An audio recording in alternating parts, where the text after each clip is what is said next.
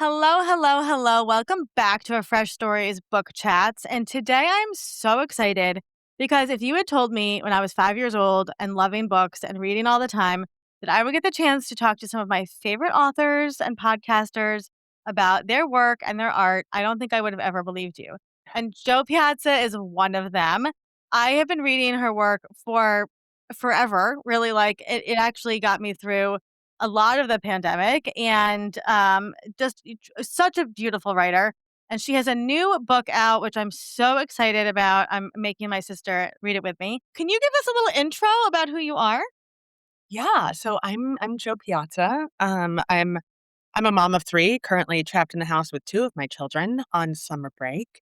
And I'm an author. I've written 14 books. My most recent one is The Parisian Heist. And I write books about badass women trying to kick the patriarchy's ass. Okay. But then just package them in a delicious beach read, is my goal.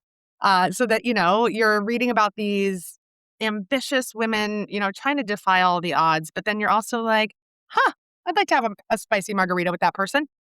Yes, I love that. Although I will say We Are Not Like Them, which is one of my favorite books of Uh, all time, Joe, really of all time. It was not as beach ready as other ones, and it was really an important book. And so I just want to put it out there for people. If you haven't read it, please go read it. So 14 books is a hell of a lot of books it's a to have lot of under your belt. You have a new book out. I do. What is it? Tell us about it. So it's called The Parisian Heist, and it's just so much fun. It's dual timeline. So in the past timeline, we have the unsung story of Jo van Gogh. She was the widow of Vincent van Gogh's brother. Uh, Vincent's brother passed shortly after him. She inherited hundreds of his mostly worthless paintings. Art critics didn't like him. Dealers didn't want to buy his stuff. She's in her 20s, has a sick 1-year-old baby, and made it her life's work to turn him into what we know today as essentially the most famous artist in the world today. She became an art dealer herself. She manipulated the art market. She stoked demand. She created this entire brand narrative around Vincent by releasing snippets of his letters to the press and to the art critics and art dealers to create this entire mythology of a tortured madman genius that made people more interested in his art. So I swear to God, you're going to read this book and you're never going to walk in a museum and look at a Van Gogh the same way ever again. And then in the modern timeline, I keep saying it's a modern timeline, but I did set it in 1996 because I think because for me, I'm like, wasn't that yesterday? And people are like, it Yeah. was 30 years ago, girl. But I think it's so much more fun to have a mystery, to have a heist when you don't have all of the information in the world at your fingertips and when Yes. you can't reach someone immediately where you have to go out and search for things. And so it's really fun to live in that timeline. And we have three struggling art students who get involved with the widow of the biggest art dealing family in the world, these massive billionaires who control the entire art market. And she brings them along for a wild ride to try to bring down this unscrupulous family. We've got rich people behaving very badly, an incredibly spicy scene in the Louvre, Paris. It's got all the things. I mean, a spicy scene in the Louvre, everybody wants that. This is a book of fiction, but is the historical part true? Yeah, it is. It is. So Jo van Gogh was a very real person, and she really did all of this. And her story has pretty much been lost to a lot of history. I have friends who took art history and never even heard her name. And so I went to the Van Gogh Museum and their library in Amsterdam. I spent a lot of time reading through her diaries. A lot of them are available online, actually, as are all of Vincent and Theo's letters to each other. So Wow. there's a lot of like fun deep dives you can do if you love this story. And yeah, she was very real. Because I'm a journalist, or I was a journalist, it was really hard for me to inhabit an actual historical figure. So I did invent a fictional character Right. who becomes Jo's friend and companion, and kind of watches her. But a lot of the lines from the book are straight out of Jo's diaries, as is her romance with the also tortured male artist, Isaac Israel. I love what you do so much, and this seems to be a thread of your work, is you take some sort of element of history, whether it's from your own family, which you've done, or from, art history, and you incorporate such a fun experiment with fiction in there. that it makes people so excited to learn and go on this adventure. And my question for you, Joe, is where did this concept of fiction come from? Because this is a very, very Joe Piazza type of fiction. This is nobody else is doing what you're doing. Yeah, I think it's because I was a journalist for so long and I was an observer of people, right? And so I love finding these real situations, these real stories. And you're right, I've done it in pretty much all of my books. And then, moving them into a fictional realm and imagining the possibilities Yeah. that could happen. I even did it with my novel Charlotte Walsh Likes to Win, which is ostensibly a political novel, but it's because I was on the campaign trail watching so many women candidates that I was like, there's a story in here. There's a fictional story in here. And I love it so much more. I like writing nonfiction too, but I like fiction so much more because I think it reaches readers in a different way. I think that you interact with a piece of fiction differently. I think that there's a different kind of empathy that happens when you're reading fiction. And so that's why I think it's so important to be able to talk about a lot of these big things. And, there's themes of ambition and what is art and what makes art famous and who gets to be an artist in the book that I think it's easier to talk through when it comes to fictional characters Yeah. than it is with a nonfiction book. Yeah. I love that so much. In The Sicilian Inheritance, which is one of your best selling books out there, you wrote about it was your grandmother, right? Your Was grandmother's history? but my great great grandmother, yeah, Great. Okay, great. And so I yeah. love that because I'm a big fan of my family's ancestor. I was always kind of the story keeper in my family. Mhm.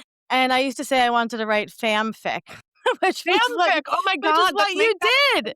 I did That's write fanfic. yeah. I did. And I love that. Your books really truly they are so unique and so fun and so well written. My question is, have you always been a writer since you were a kid? Yeah. Yeah. I was a kid, like, writing in notebooks and, like, like, both the fiction and nonfiction, like, jotting down little stories about people and Yeah. then making up stories about people.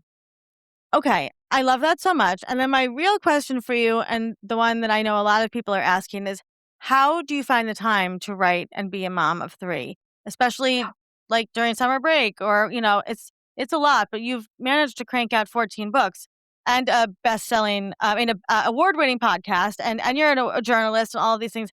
How do you do it?